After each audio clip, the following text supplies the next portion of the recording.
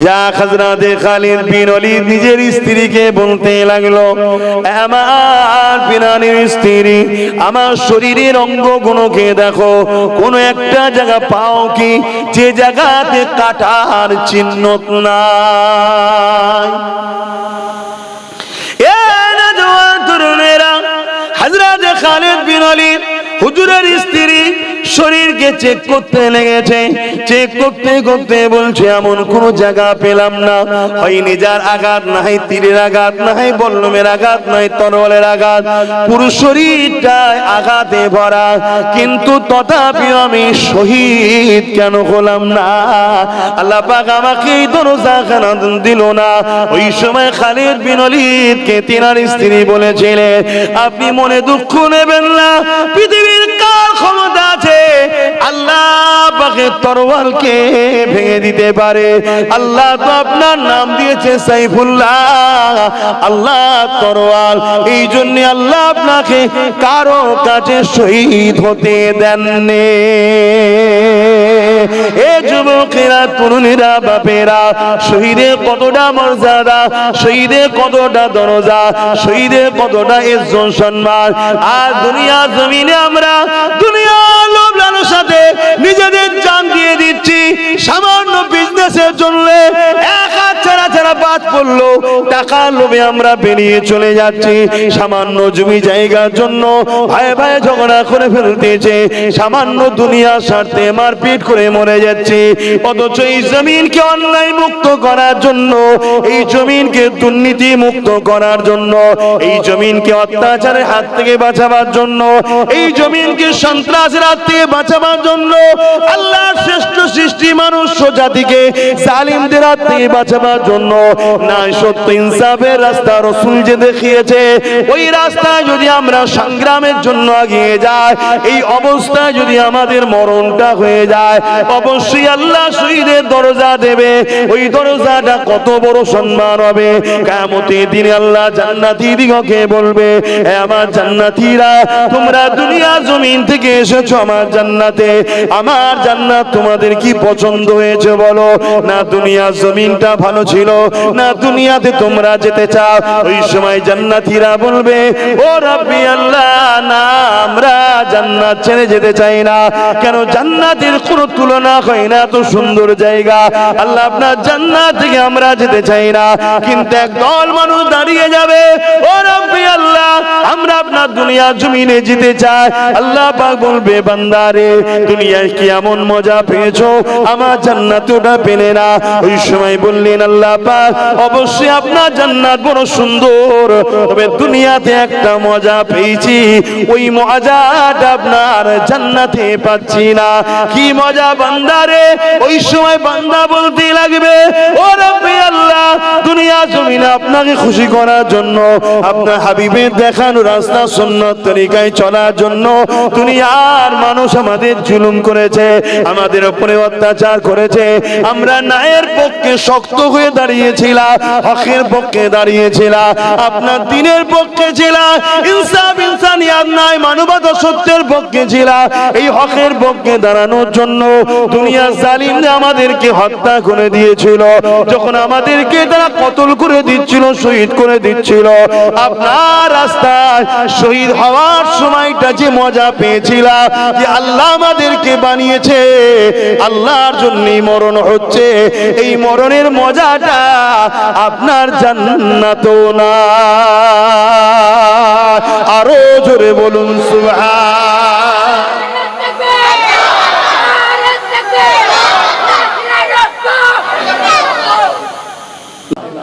আল্লাহ নবী যখন মক্কা জমিনে দাঁড়িয়ে গেলেন, কাবা শরীফের পাশে দাঁড়িয়ে গিয়ে নবী আমার তাওহীদের কথা যখন বললেন, রিসালাতের কথা যখন বললেন, মক্কার আবু জেহেল, উতবা, সাইবা আমার রাসূলুল্লাহর বিরুদ্ধে লেগে গেল। এ যুবকেরা, তরুণেরা, দুশমনী বেড়ে গেল, এমন বাড়া বেড়ে গেল। আল্লাহ নবী খর মুবারককে 40 জন উলঙ্গ তরোয়াল দিয়ে আমার নবী পাকের খরকে ঘিরে ফেললো। কেননা মুহাম্মদ রাসূল যদি থাকে, ইনসাফ প্রতিষ্ঠিত হবে, ইনসানিয়াত প্রতিষ্ঠিত হবে, মজলুমরা অধিকার পাবে, গরিবরা মাথা তুলে দাঁড়াবে, এতিমরা আশ্রয় পাবে, বিধবারা সম্মান পাবে।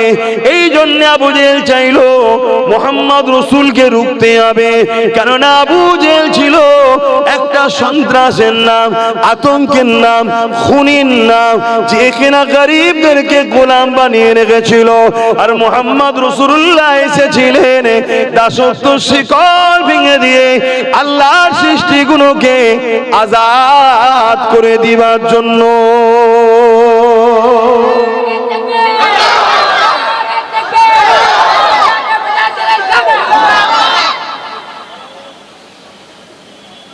এই জন্য তোমার রাসূল এসেছিলেন। তাহলে আজকেও আবু জেহেল আছে না নাই? বলুন বলুন বলুন। তাহলে আমরা যদি নবীর উম্মত হই, আবু জেহেলের সাথ দেবো তো নাকি?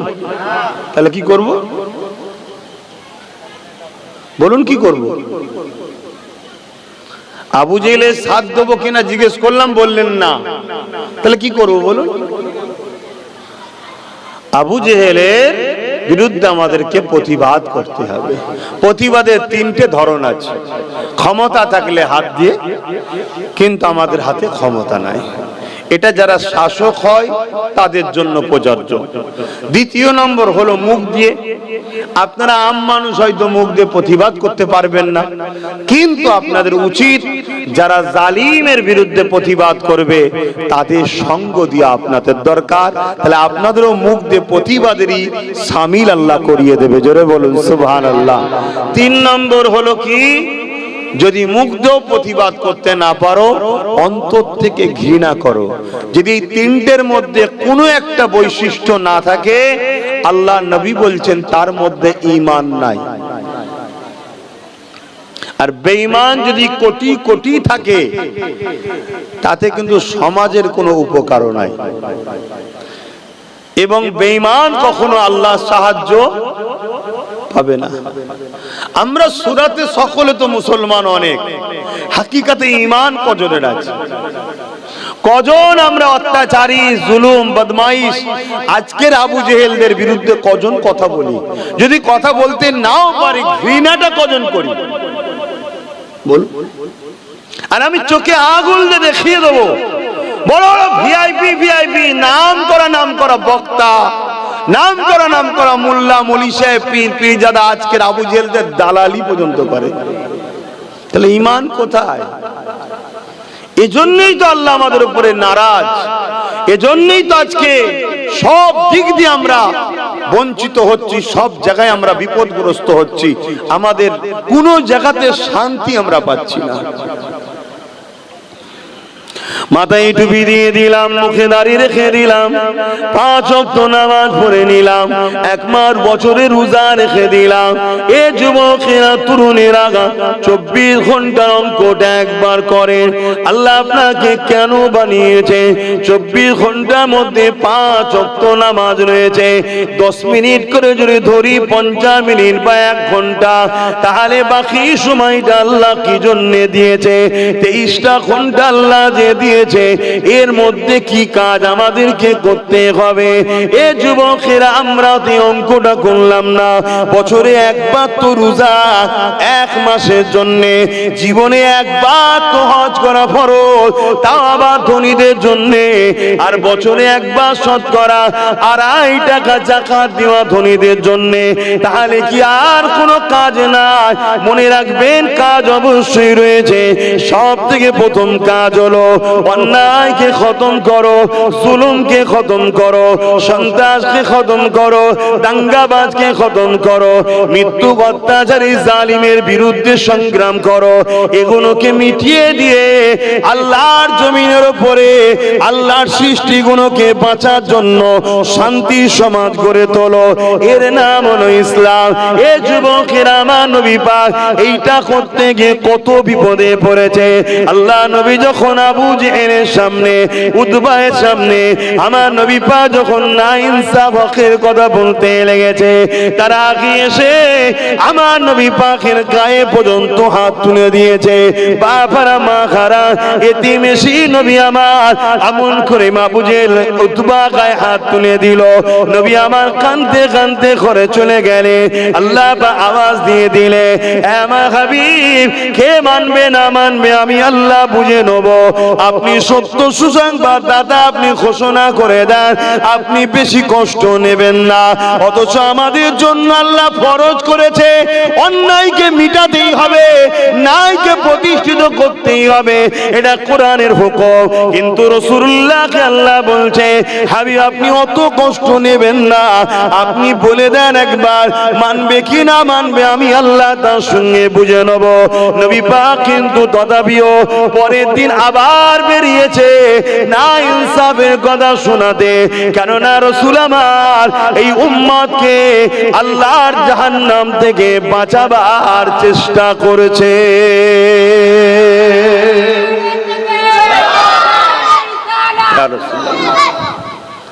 সেই নবীর উম্মত হিসাবে আমাদেরও কি দায়িত্ব নাই? আমাদেরও কি দায়িত্ব পড়ে না যে আমি আমার গ্রাম, আমি আমার গ্রাম, আমি আমার গ্রাম, আমার গ্রামে অসহায় দুঃখী গরিব মানুষ কেউ বিপদে পড়লে তার পাশে দাঁড়াবো, কোন মজলুম কেউ তার পাশে দাঁড়াবো।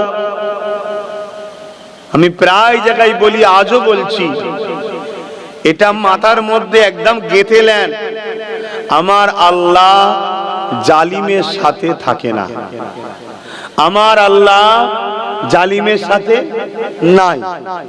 সে যদি পীর দাবিদার হয়, পীর সাহেব পীর জাদাও হয়, মুফতি হয়, মৌলানা হয়, যত বড়ই মুফাসসির হোক, সে যদি জালিম হয়, আমার আল্লাহ জালিমের সাথে নাই। এটাকে মাথার মধ্যে গেঁথে নেন। আমার আল্লাহ ওই লোকের সঙ্গে আছে যে ফুটপাতে পড়ে আছে, অথচ জালিম নয়, আমার আল্লাহ তাকেও ভালোবাসে, তার সাথে আছে। জোরে বলুন সুবহানাল্লাহ। কিছু বুঝাতে পারলাম? তাহলে আমরা কি জালিমের সাথে থাকতে পারি?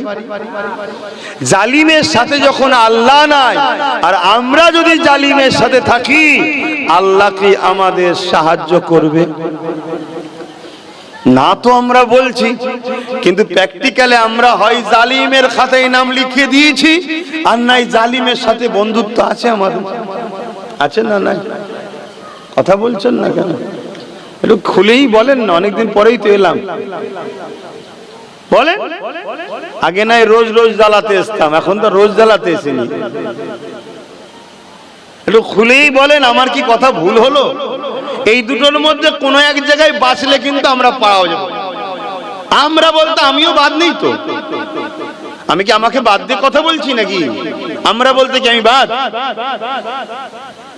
আসুন উভয়ে তওবা করি, আসুন উভয় আল্লাহর কাছে সাহায্য চাই, মালিক আপনি আমাদেরকে হেদায়েত করেন। বলুন আমিন।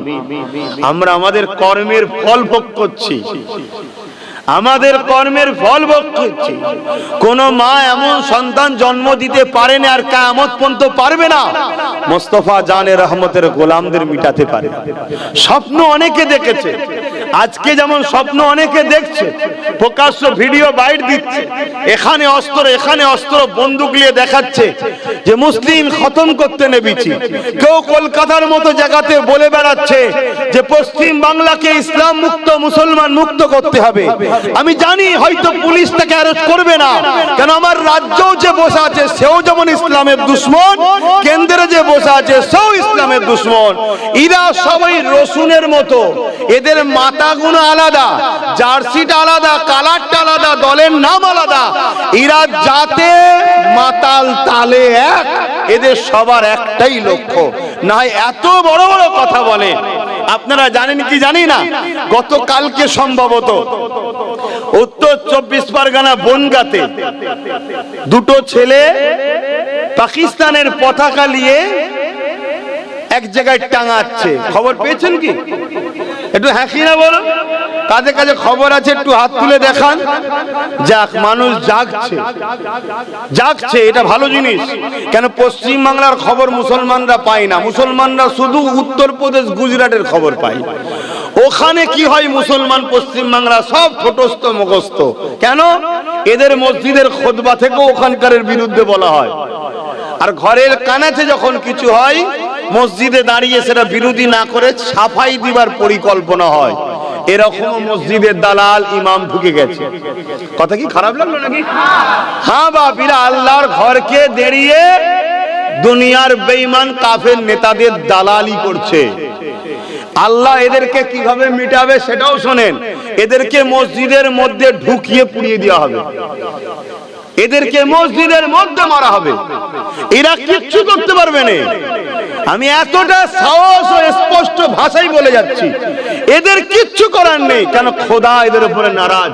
হ্যাঁ, যারা মসজিদের সম্মান রক্ষা করে, যে উলামা, যে ইমামরা আল্লাহর পক্ষে দাঁড়িয়ে আছে, বেশাক আমার আল্লাহ তার ঈমান, ইজ্জত ও জান মাল হিফাজত আগেও করেছে, আজও করবে ইনশাআল্লাহ। জোরে বলেন ইনশাআল্লাহ।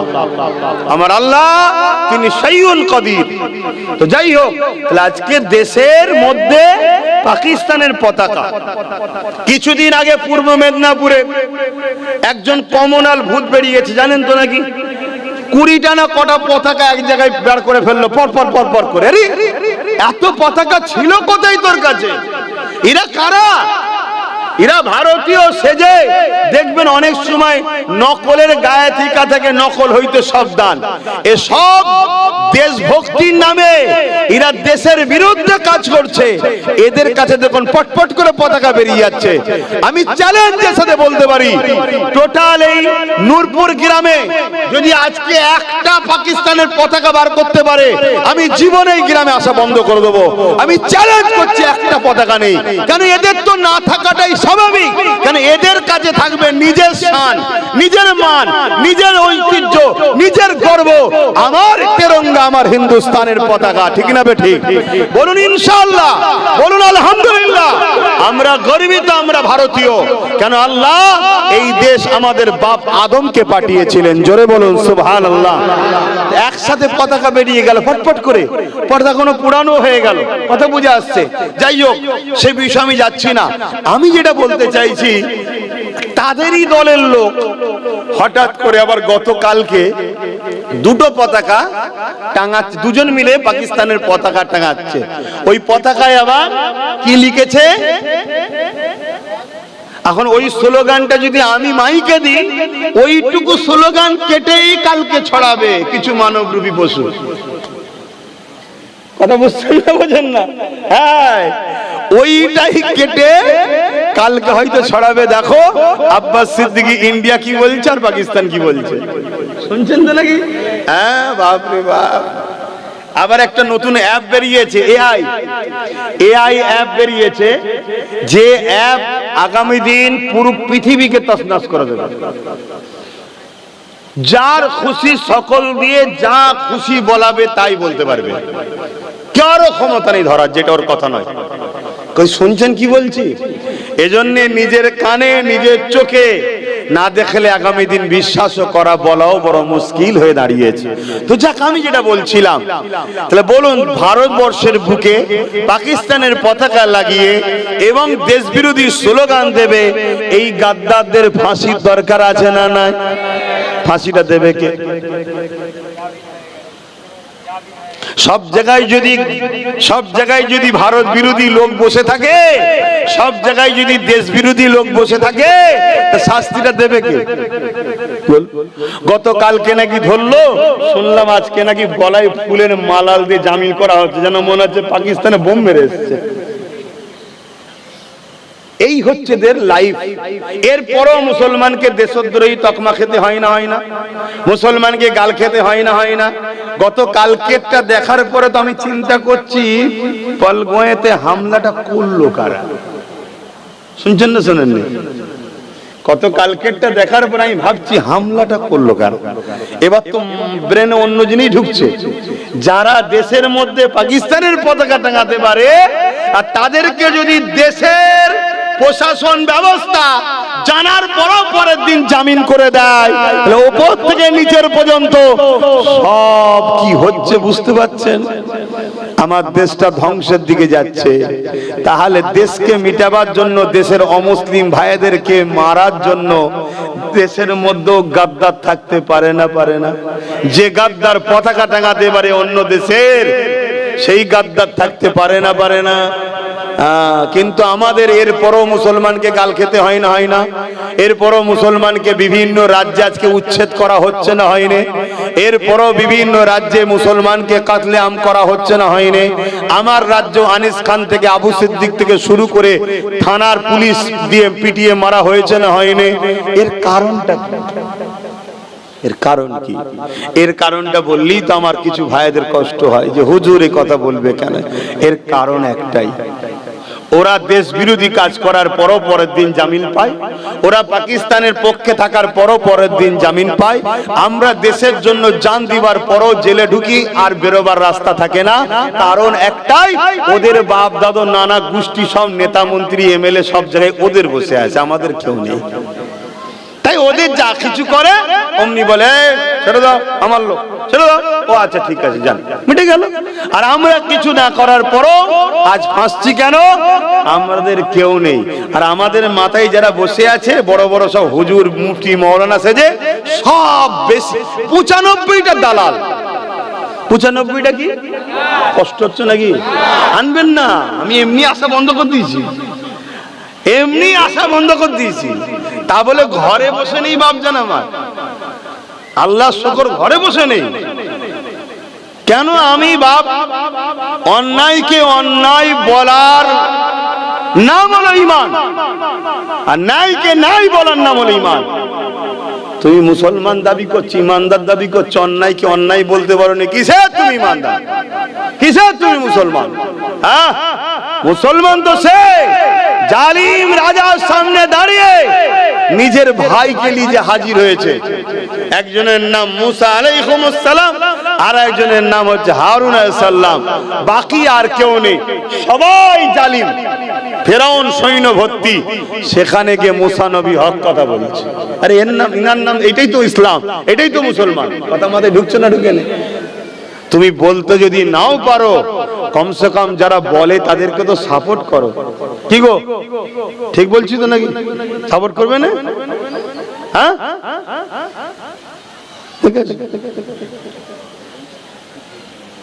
সাপোর্ট করবে না? তোমার কোলেরটা কি বলছে? সাপোর্ট করবি তো নাকি? একটু সরে সরে আসতে হবে বাপ। আরে তোমরা এইদিকে চলে যাও, নাকি চলে আসো না। না, এরা ডিস্টার্ব করছে আমাকে, বলছে একটু বলে দেন, বলে দেন। এরকম ডিস্টার্ব করলে অজ হবে কি করে? তো যাক বাপ আমার, ভাই আমার, তাহলে আমরা মার খাচ্ছি, আমাদেরকে কেউ মারছে না আমরা মার খাবার উপযুক্ত হয়েছে? একটু বলবেন ভাই, একটু বলবেন না? আমাদেরকে সত্যি কেউ মারছে না আমরা মার খাওয়ার উপযুক্ত হয়েছি? বলবেন তো, লজ্জা করছেন কেন? হ্যাঁ, মার খাওয়ার উপযুক্ত হয়েছি বাপ। আমাদের পাওনা আল্লাহ কারো মাধ্যম দিয়ে দিচ্ছে। কেন? আল্লাহ কোরআনে বলেছেন, সূরা বাকারা খুলুন, আল্লাহ কোরআনে বলছে, তোরা যখন আমাকে আর আমার হাবিবকে ভুলে গিয়ে যাদের পক্ষপাতিত্ব করবি, আমি আল্লাহ তার হাতে তোদেরকে জিল্লাত দেব, শাস্তি দেব। শুনছেন তো নাকি? আমাদের সমাজে একটা প্রবাদ বাক্য আছে, ধর্ম যার যার, উৎসব সবার। আছে না? না, বুকে হাত দিয়ে বলুন, এই বিষয়টা কোন আলেম উলামা ইমাম কেউ এর বিরোধী মুসলিম সমাজকে শোনায়? এটার বিষয়ে কোনো খোলাসা কেউ বলে? কেন বলে না? না, এটা বললে মাইনে বন্ধ হয়ে যাবে, দালালি ভাতা বন্ধ হয়ে যাবে। হচ্ছে এর মধ্যে কত বড় শিরক আছে, এই কথাটা কেউ যদি একবার বিশ্বাস করে সঙ্গে সঙ্গে মুশরিক হয়ে যাবে। ধর্ম যার যার, উৎসব সবার, এই কথাটা কেউ যদি বিশ্বাস করে সঙ্গে সঙ্গে কি হবে? মুশরিক, কাবিরা গুনাহগার না, সঙ্গে সঙ্গে শিরককারী মুশরিক হয়ে গেল। কেন? ধর্মকে কেন্দ্র করে উৎসব হয়। বহু ধর্ম আছে যেটাকে কেন্দ্র করে শিরকি উৎসব হয়, আছে না নাই? তাহলে এ বিষয়ে কখনো কেউ বলে? তাহলে বলুন, আমাদের পাওনা হয়েছে না হয়নি? মারখাবার পাওনা আল্লাহ মিটাচ্ছে। এবারে দেখুন, যাদের খুশি করার জন্য এই বিষয়গুলো নিয়ে কথা বলি না, তাদেরকেই দেখুন আল্লাহ মাথায় বসিয়ে দিয়েছে, তাদের হাতেই আল্লাহ আমাদেরকে মিটাচ্ছে। কথা মাথায় ঢুকছে? আসেন, এখনো সময় আছে, তওবা করে নেন, পরিবর্তন হয়ে যান, আল্লাহকে রুকু সিজদা দেন, তাসবিহ পড়ুন সুবহান রাব্বিল আলা, আল্লাহ পাকের কাছে চোখে কোনা দিয়ে পানি ফেলে দেন, আল্লাহ পাকের কাছে ক্ষমা চেয়ে নেন। ও রব্বি আল্লাহ, আমি বড় দুর্বল, আমি বড় কমজোর, অন্যায় করেছি, ভুল করেছি, আজ আপনার কাছে ক্ষমা চাইছি, আল্লাহ আপনি মাফ করে দেন। অবশ্যই আপনি বড় সাহায্যকারী, আল্লাহ আমাদের জন্য উপযুক্ত লিডার বানান, আমাদের জন্য উপযুক্ত নেতা বানান, যার হাতের বরকতে আল্লাহ বা সমাজ থেকে জুলুম মিটে যাবে, সমাজ থেকে দাঙ্গা মিটে যাবে, সমাজ থেকে বেইনসাফি জুলুম অত্যাচার মিটে যাবে। ও রব্বি আল্লাহ, এই সমাজে আমরা নিরাপদে মসজিদে যাব, নিরাপদে মাদ্রাসায় যাব, লাশগুলো খেলে আগামী দিন কোন কবরস্থানে যাবে, এই যে চিন্তা পরিশান আছে, এই পরিশান আমাদের দূর করে দেয়। ও রব্বি আল্লাহ, আমাদের বাচ্চাগুলো দেশ বিদেশে কাজে গেছে, লাশ হয়ে ঘরে ফিরবে কিনা এর কোনো সিকিউরিটি নাই, কখন যেন ফোন এলো, কে যেন টুকরো টুকরো করে মেরে দিয়েছে, কোন ভিড় যেন তাকবীর দিয়ে এমন কোন স্লোগান দিয়ে মুসলমান হওয়ার জন্য টুকরো টুকরো করে মেরে দিয়েছে। এ আল্লাহ, অন্যায় করেছি আমরা, এই জালিমদের ঘরে আপন মনে করে নিয়ে তাদের সঙ্গে আমরা কাঁধে কাঁধ মিলিয়েছিলাম। আল্লাহ, আমরা বড় অন্যায় করেছি, ভুল করেছে, আপনার হাবিবের সুন্নাত ছেড়ে দিয়ে, আপনার হাবিবের রেখে যাওয়া কষ্টের দিনের কথা ছেড়ে দিয়ে এই বেঈমান জালিমদের কি করে গদি ঠিকবে, এই জন্য আমরা দলাদলি মারপিট করেছি। আল্লাহ, আমরা ভুল করেছি, ক্ষমা করে দেন, আপনি আমাদেরকে উপযুক্ত নেতা বানিয়ে দেন। এ যুবকেরা শুনে রেখে দেন, আমার আল্লাহ বড় তওবাকারীকে পছন্দ করে গো, অবশ্যই তিনি তোমাদের আমাদের ডাকে সাড়া দেবে ইনশাআল্লাহ। সেদিন বেশি দূর নয়, জালিমকে মিটিয়ে আল্লাহ পাক তোমার আমার বাচ্চাদের জন্য একটা সুন্দর সমাজ ব্যবস্থা করে দেবে। আরো জোরে বলুন সুবহান।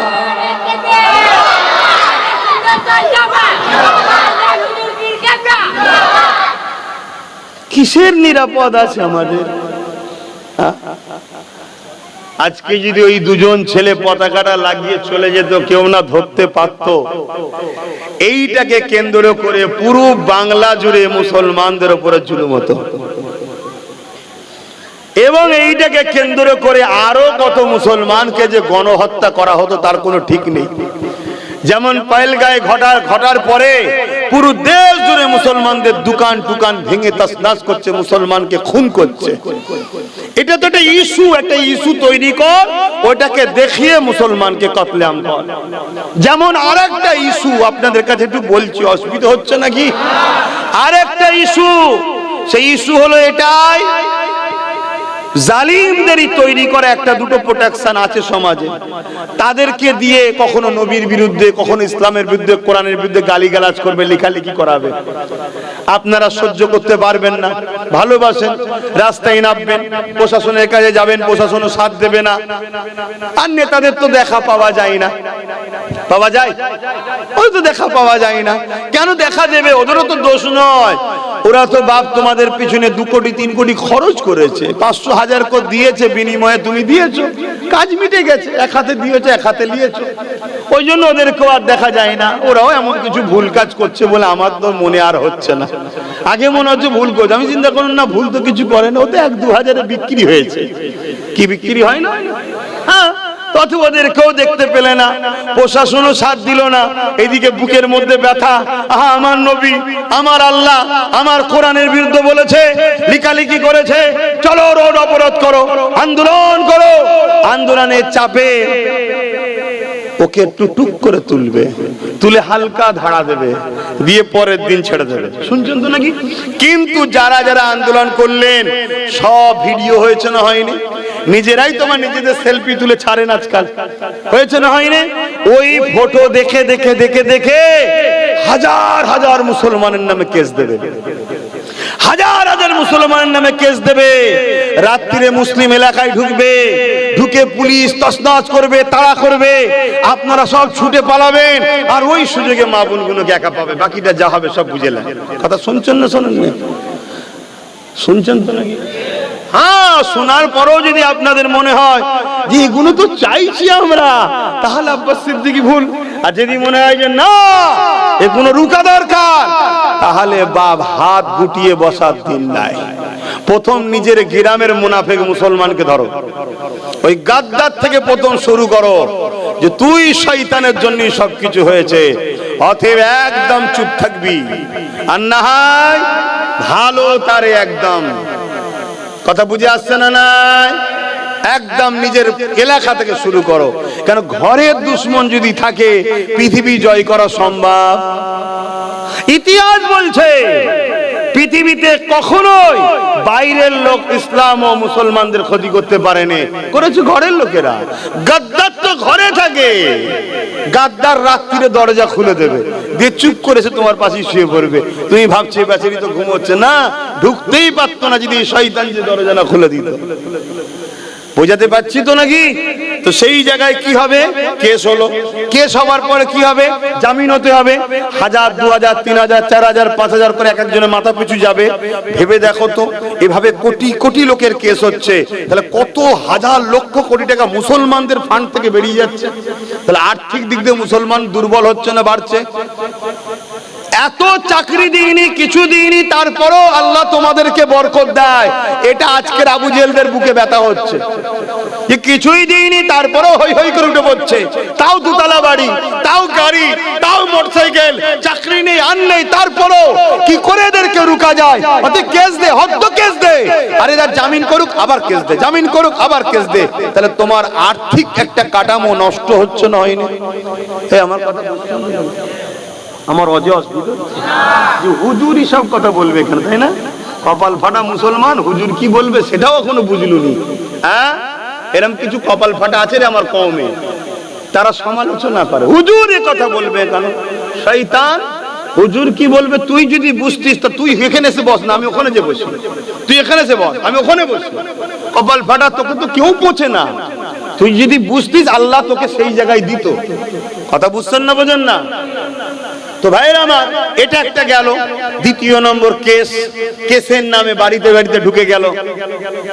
ইহুদিরা বলেছিল, ইহুদিরা শোনেন, সালাউদ্দিন আইবিকে দেখে ইতিহাস পড়ে ইহুদিরা বলেছিল যে আমরা প্রতিজ্ঞাবদ্ধ হচ্ছি, মন দিয়ে শুনবেন, আমরা প্রতিজ্ঞাবদ্ধ করছি মুসলিম ঘরে যেন সালাউদ্দিনের মতো বেটা কোনো মা না জন্ম দিতে পারে, তাই নারীদেরকে আমরা পাক রাখবো না, মুসলিম নারীদেরকে আমরা ভালো, জোরে বলুন, রাখবো না। কেন?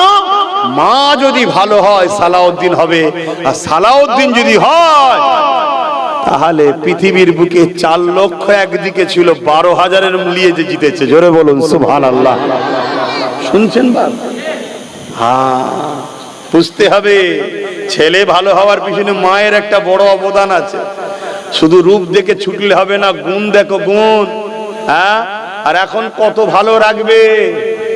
সব থেকে বড় খারাপ তখন মোবাইল। কি মোবাইলে হয়তো তোমার স্ত্রী কোরআন শুনছে, ভালো ওয়াজি শুনছে, খারাপ কিছু নয়, মেয়েটা হয়তো ভালোই মেয়ে, আল্লাহ কারে এরম ভালো মেয়ে আছে, নেই কে বলেছে, শুনছে।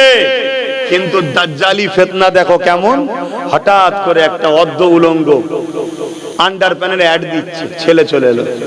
এই হাসছেন কেন? আসেন আসেন, আমরা যখন দেখি অর্ধ উলঙ্গ মেয়ের ছবি এসে যাই না, আসে না? হ্যাঁ, একবার নয় আস্তাগফিরুল্লাহ বললো, দুবার নয় আস্তাগফিরুল্লাহ বললো, 3বার নয় বললো, আর একবার তো মনে হবে কি বলতে চাইছে, একবার দেখি। এক কথা মাথায় ঢুকছে, আরে খারাপটার কথা বলছি নি, ভালোটার কথা বলছি বাপ। তাহলে ভালোটাও খারাপ হচ্ছে না, হয় না? কেন? সালাউদ্দিনের মতো বেটা যেন না হয়ে যায়। তাহলে আজকে কি হচ্ছে? দ্বিতীয় নম্বর, বাড়ি বাড়ি হামলা। হ্যাঁ, আর খেয়ে দে কাজ নেই, সব রাত্রিরেই ঢোকে। কি ভুল বলছে না বলেনি? হ্যাঁ, রাত্রিরে ঢুকবে, এটাও সংবিধান বিরোধী কাজ। রাত্রিরে ঢুকবে কেন? কেন দিনের বেলা আসতে পারো না? দিনের বেলা এসে বলতে পারো না? না, আরো অনেক কিছু পাপাচার হয় যেগুলো আমি আর বলছি না, বুঝে লাও বাপ। 3 নম্বর আর কি হবে? 3 নম্বর যে কটা আছে, একটা দুটো কথা আজ নাই কাল, কাল নাই পরশু ধরবে। ধরার পরে এত পিটা পিটবে, ওর লাইফটাকে নষ্ট করে দেবে। এটা একটা পরিকল্পনা চলছে। এই কিছুদিন আগে আমডাঙ্গাতে, উত্তর 24 পরগনায়, একজন কেউ একটা ছবি লিখেছে, সেই ছবিতে হুজুর পাক সাল্লাল্লাহু আলাইহি ওয়াসাল্লামের নাম দিয়েছে। আমি জানি ওটা হুজুর নয়, আমি জানি ওটা হুজুর নয়। কেন? আমার আল্লাহ জানে দুনিয়ায় কিছু কিছু যারো সন্তান, অবৈধ সন্তান আসবে যারা আমার হাবিবকে অপমান করবে। এই আল্লাহ আমার হাবিবের কোনো ফটো ছবি কিছুই রাখেনি, এই যারো সন্তানরা পাচ্ছে না। তো তারা একটা আনুমানিক করে কিছু তৈরি করেছে, তৈরি করে বলছে এটা আমার নবীর নাম দিয়ে বলছে উনি, আর তারপরে সেখানে নোংরা আরো কিছু জিনিস করেছে। কথা বুঝে আসছে? এইটাকে আবার আমার কম অনেকে দেখার পরে শেয়ার করে, আমার কম অনেকে এইসব জিনিস পেলে আবার শেয়ার করে। শেয়ার করা মানে জানবে এই নোংরাটাকে তুমি আরো 10 জনের কাছে প্রচার করলে, তুমিও কিন্তু আসামি। এগুলো বোঝো, এগুলো বোঝো। তো যাক, সেইটাকে নিয়ে আমডাঙ্গার এলাকার লোকেরা থানায় গেছে, প্রশাসনকে বলেছে। প্রশাসন কোন স্টেপ লাইনে কি করে নেবে ভাই? প্রশাসন স্টেপ নিতে পারবে? কেন নিতে পারবে না? ওপর থেকে যদি না হুকুম আসে, তাই তো নাকি? হ্যাঁ, স্টেপ লাইনে। স্টেপ যখন লাইনে, স্বাভাবিক মনে কষ্ট হয়েছে, রাগ হয়েছে, লোকেরা নেমে পড়ে যে রোড অবরোধ করব, চলো রোড অবরোধ করে ফেললো। আমি এই রোড অবরোধ করা ইসলামের জন্য আমি অপছন্দ করি। কেন? যারা রাস্তায় আছে ওরা নির্দোষ, ওরা আমার নবীর শানে কার্টুন তৈরি করেনি। রোড অবরোধ করে তাদেরকে কষ্ট দিলে এটা ইসলাম ইজাজত দেয়নি। কিন্তু রোড অবরোধ করতে বাধ্য করলো কে? প্রশাসন। আর প্রশাসনকে না যাওয়ার জন্য বাধ্য করেছে কে? আমরাই যাদেরকে উপরতলায় পাঠিয়েছি। কি একটু বলেন না, লজ্জা করছেন কেন? তাহলে মূল আসামি ঘুরিয়ে ফিরিয়ে কারা? আমরাই। বলুন না আমরাই। হ্যাঁ, স্বীকার করুন। স্বীকার করলে মার কম হবে, আর না স্বীকার করলে আল্লাহ ডবল মারবে। তো সেই জায়গায় কি হলো, এবারে চাপে পড়ে ছেলেটাকে তুললো, হালকা কেসের ধারা দিয়ে জামিন টামিনের ব্যাপার সহজ করে দিল। কিন্তু পরের দিনে কি হলো, যারা যারা আন্দোলন করেছিল তাদের সব নামে কেস হচ্ছে। এবারে তাদেরকে তাড়া করছে, ধরছে, ডিস্টার্ব করছে, পিটছে। দেখলেন আমার কথা মিলছে? এই পরিকল্পনা চলছে। আগামীতে আরো অনেক পরিকল্পনা হবে। এই সব কিছুর জন্য দোষী কারা? আমরা। স্বীকার করুন, স্বীকার করুন। আর মনে রাখবেন, আমাদের মধ্যে মাথায় টুপি দিয়ে মুখে দাঁড়িয়ে রেখে মোল্লা মলি সাহেব মাথায় বসে আছে 95%। যারা দেখবেন শুধু বলবে না না না না না না, রাজনীতি করি না, কিন্তু নেতাদের সঙ্গে ফটো তোলে। এগুলো হলো কালপিট বদমাইশ, এগুলো হচ্ছে সব থেকে বড় গাদ্দার। কথা বুঝে আসছে না? না, এই গাদ্দার গুলোকে চিনুন, না হয় কিন্তু আরো ঠকতে হবে, আরো রক্তে হবে। মনে রাখবেন। এরপরও বলে যাচ্ছি, হ্যাঁ, মানুষ মাত্র ভুল হতে পারে। যদি কেউ নিজের ভুল বুঝে পরিবর্তন হয়ে তওবা করে ফিরে আসে, অবশ্যই আল্লাহ তাকে ক্ষমা করে দেবে। তার নিয়ে আমার কোনো বক্তব্য থাকবে না। কেননা মানুষ মাত্র ভুল হতে পারে, পরিবর্তন হওয়াটা হলো দায়িত্ব। এ যুবকেরা, কোন একটা মানুষ হয়তো ভেবেছিল এই রাস্তাতেই কামিয়াবি রয়েছে, কিন্তু আজ যদি সে বুঝতে পারে না এই রাস্তাতে কামিয়াবি নেই, ধ্বংস রয়েছে, সে যদি পরিবর্তন হয়ে যায়, অবশ্যই আল্লাহ তাকে যখন ক্ষমা করে দেবে, তার বিষয়ে আমার কোনো বক্তব্য রাখা উচিত হবে না। কিন্তু পরিবর্তন যদি এই সময় না হয়, আর কবে হবে? যেখানে কেন্দ্র জালিম সরকার ক্ষমতা জোরে ইসলাম বিরোধী আইন তৈরি করে দিল। মসজিদ আজকে নিরাপদে নাই, মাদ্রাসা নিরাপদে নাই, কবরস্থান নিরাপদে নাই, ইসলামের অকাম সম্পত্তি কোনো নিরাপদে নাই। এই জায়গাতে যদি এখনো পরিবর্তন না হয় আর কবে হবে?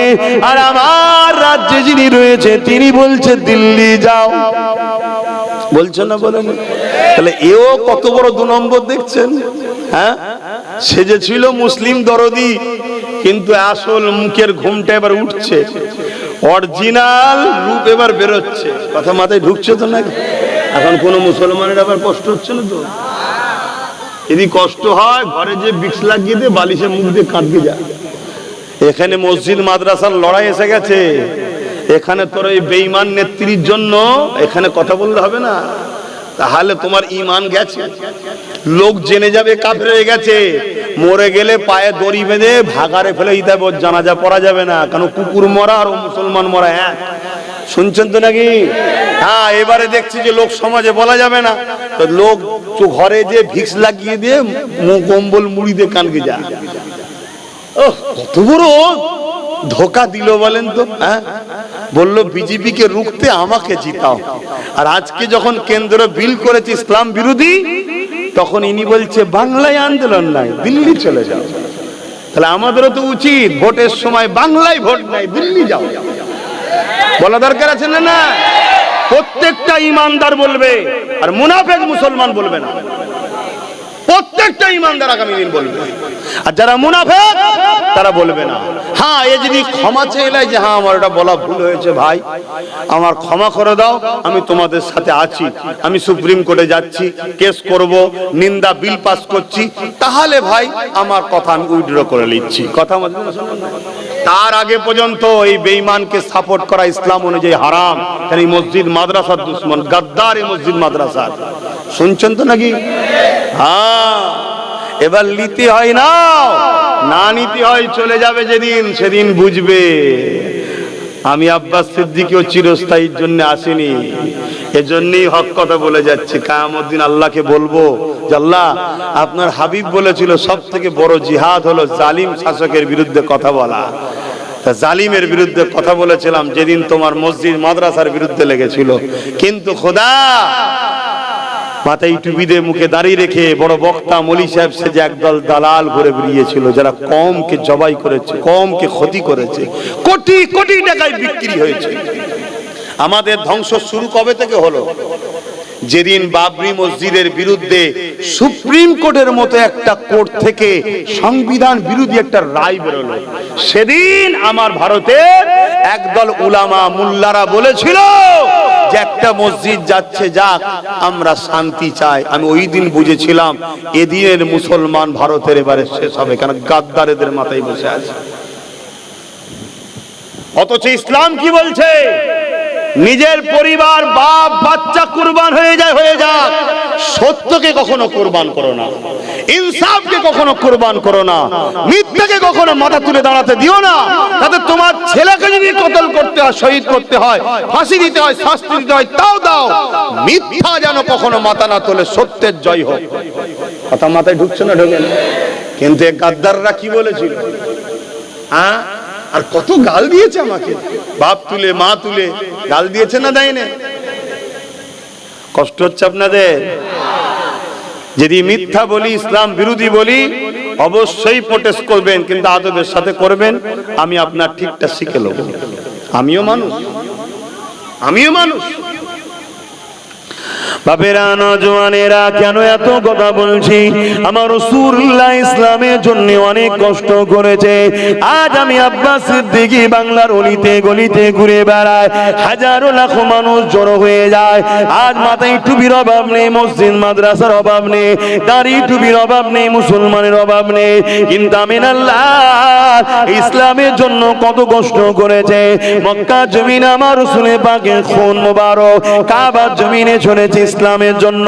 এ যুবকেরা, তরুণীরা, বাপেরা, সেই ইসলামকে আজকে আমরা মুনাফিক মুসলমান একদল আছে, তারা নিজেরা ইসলামকে ধ্বংস করে ফেলছে।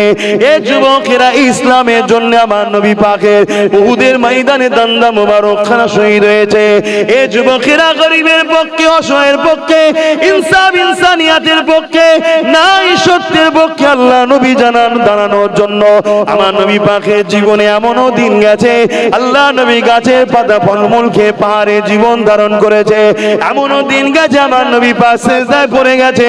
মক্কা জালিম আবু জেহেল উতবা সাইবারা আমার নবী পাকের পিঠে পচা দুম্বার ভুঁড়ি চাপিয়ে দিয়েছে। এই ইসলামের জন্য এত কষ্ট করেছে। আজকে সেই ইসলামকে নিয়ে কোন মোল্লা মৌলভী সাহেব পীর পীরজাদা খেলা করবে। এ যুবকেরা, ধরে জান থাকতে আমি ছেড়ে দেবো না। আল্লাহ যদি মাইক দেয় আর সামনে যদি লোক বসিয়ে দেয়, তাতে AK-47 পিছনে দাঁড়ালো, সেখানেও ইনশাআল্লাহ এই কথাই বলবো, যারা আমার নবীর দ্বীনের দুশমন, তারাই হলো প্রকৃত আতঙ্কবাদী, তারাই হলো প্রকৃত সমাজ বিরোধী, তারাই হলো প্রকৃত জমিনের উপরে মানবরূপী দুপায়ে পশু। এতে আমার কোনো টেনশনও নাই, চিন্তা নাই। কেন আমি আমার গবেষণা রিসার্চে দেখেছি মুহাম্মদ রাসূলের জীবনটা কোনো কল্যাণ নাই, উত্তম ভালোবাসা, যেখানে নবীর আদর্শে পৃথিবীতে নাই শান্তি প্রতিষ্ঠিত হয়েছে। সেই নবীকে তুমি মানো না আলাদা বিষয়, কিন্তু সেই নবীর বিরোধীকারী যারাই হবে, মনে রাখবেন আর এক কদম আগিয়ে বলছি কোরআনের কথা, আল্লাহ তাদেরকে বলেছে তারা হলো যার সন্তান। শুনছেন তো নাকি? সে যদি দাড়ি চেঁচে হয়, সে যদি দাড়ি রেখেও হয়, সে যদি টুপি না পরেও হয় বা টুপি মাথায় দিয়ে হয়, সে যদি জুব্বা না থাকে বা জুব্বা পরেও যদি হয়, নবী পাকের বিরোধীকারী হলো কোরআনে আল্লাহ জানাচ্ছে যার সন্তান। আল্লাহ বলেছে, আপনাদের অসুবিধা হচ্ছে?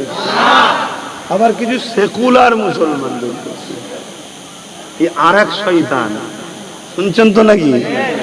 হ্যাঁ, এই আর এক 26 বেরিয়েছে। তারা কি করে বলেন তো? মসজিদেও যায়, আবার সব জায়গাতেও যায়। আবার মুসলমানকে ফাঁসাবার জন্য বলে যে আমরা 30%, তোরা হলি 70%, তোরা 30% মেরে ফেলে দেবো। আবার কিছুদিন পরে, গত পরশুদিন দেখছি উনি আবার আর এক জায়গায় যে বসে আছে, দেখেছেন না? দেখেন, এরকম কিছু আবার আছে 26 আমাদের সমাজে।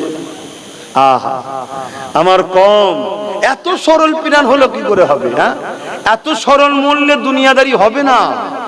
এটা দুনিয়াদারি, এটা দুনিয়াদারি, আবার আখরি জমানা। শুনছিস তো? কি শুনছিস? তোর দাঁত পুগলা হয়ে গেল কেন? হ্যাঁ,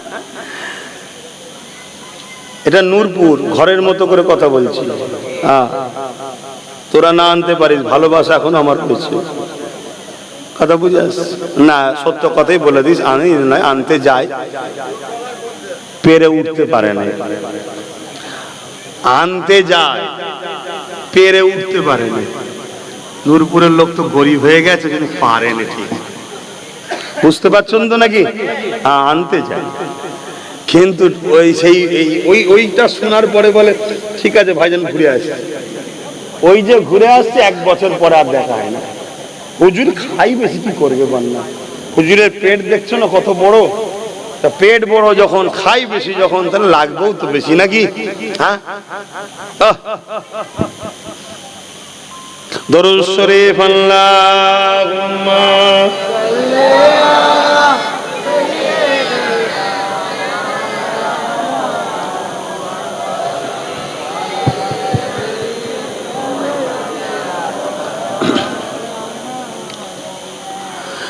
যাদের হৃদয়ে আছে আল্লাহর ভয়, তারা কখনো ভুলে যায় না। আল্লাহর প্রেম ছাড়া এই দুনিয়া কারো কাছে কোনো কিছু চাই না।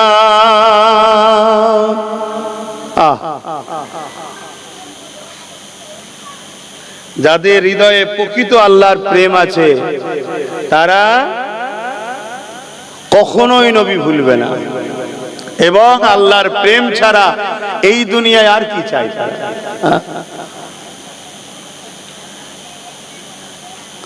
যাদের হৃদয়ে আছে আল্লাহর ভয় তারা কবু নবী ভুলে যায় না। আল্লাহর প্রেম ছাড়া এই দুনিয়ায় কারো কাছে কোনো কিছু চাই না। রাতের আধারে যারা সিজদাতে রয় দু চোখের অসদে নদী যেন বয়। রাতের আধারে যারা সিজদাতে রয় দু চোখের অসদে নদী যেন বয়। ছলনার ঘাচানি যত আসো, ছলনার ঘাচানি যত আসো, পিছনে ফিরো তাকায় না। যাদের হৃদয়ে আছে আল্লাহর ভয় তারা কবু নবী ভুলে যায় না। দিন কায়েমের পথে যারা অবিচল তারা হলো আল্লাহর প্রিয়জন। দিন বলতে কি? ইসলাম। ইসলাম প্রতিষ্ঠিত করার জন্য যারা সর্বসময় ব্যস্ত থাকে তারাই তো আল্লাহর প্রিয়জন। আর ইসলাম কি? ইসলাম, ইসলামের সব থেকে ভালো কাজ কি? ক্ষুধার্ত মানুষকে খানা খাওয়ানো। ইসলাম কি? এতিমের মাথায় হাত বুলোলে রাসূল বলছে আমার মাথায় হাত বুলোনো হবে। জোরে বলুন সুবহানাল্লাহ। ইসলাম কি? এতিমকে পরনের কাপড় দিলে রাসূল বলছে আল্লাহ তাকে জান্নাতি লেবাস দেবে। জোরে বলুন সুবহানাল্লাহ। ইসলাম কি? বড়দের সম্মান, ছোটদের স্নেহ। মুসলিম যদি অমুসলিম হয় তার পাশে দাঁড়িয়ে আল্লাহর সৃষ্টিকে হেফাজত করা, ওই অমুসলিমকে রক্ষা করা, এর নাম তো ইসলাম।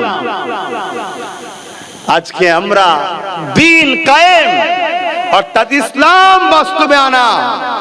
আজকে সমাজের বুকে স্কুলগুলো বন্ধ হচ্ছে, প্রতি অঞ্চলে অঞ্চলে মদের দোকান খোলা হচ্ছে। মাতাল মাতাল শুনছেন তো নাকি? এই সমাজে এমনও হাজি আছে, আমার কাছে প্রুফ আছে বাপ, রাত্রিরে বাড়ি বাড়ি মদ পটাচ্ছে। ও হাজি সাহেব আছে না? না কেন? কালকে একটু ভালো তারে আমাদের হয়ে কাজটা করে দিবে, একটু খেলে। শিক্ষাকে তুলে দিচ্ছে। অর্থ ইসলাম শিক্ষার নাম ইকরা। ইসলামের প্রথম কথা হলো পড়ো, শেখো, জানো। সেটাকে তুলে দিচ্ছে। আম মানুষ নাই ভুল করতে পারে। আমরা মোল্লা মুলি সাহেব কোন হুঁশ নাই? সমাজ থেকে ইসলামকে মুছে দিচ্ছে, আমাদের খেয়াল নাই।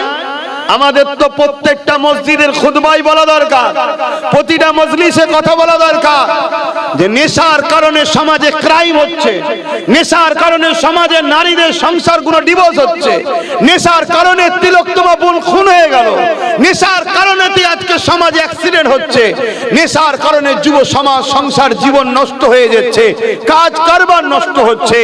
এই নেশাকে ব্যান করা দরকার।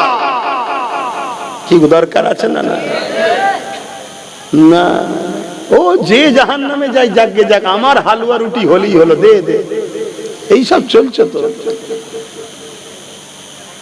অসুবিধা হচ্ছে। আপনাদের অসুবিধা না হওয়াটাই স্বাভাবিক। তো মানতেই মানবেন, না মানতেই ফেলে দেবেন, মিটে গেল। কিন্তু দুশ্মন আমার বাড়ছে। কে দুশ্মন? আমার বাড়ছে। ডেলি ডেলি দুশ্মন বাড়ছে, আপডেট হচ্ছে, দুশ্মন বাড়াই ডেলি ডেলি। আর আমিও জানি ও যত দুশ্মন বাড়ে বাড়ুক গে যাক, তকদির আল্লাহর কুদরতি হাতে আছে। জোরে বলুন সুবহানাল্লাহ। আমি যখন হক কথা বলছি, ভুল কিছু যখন বলিনি, টেনশন লিবার কোনো কারণও নাই।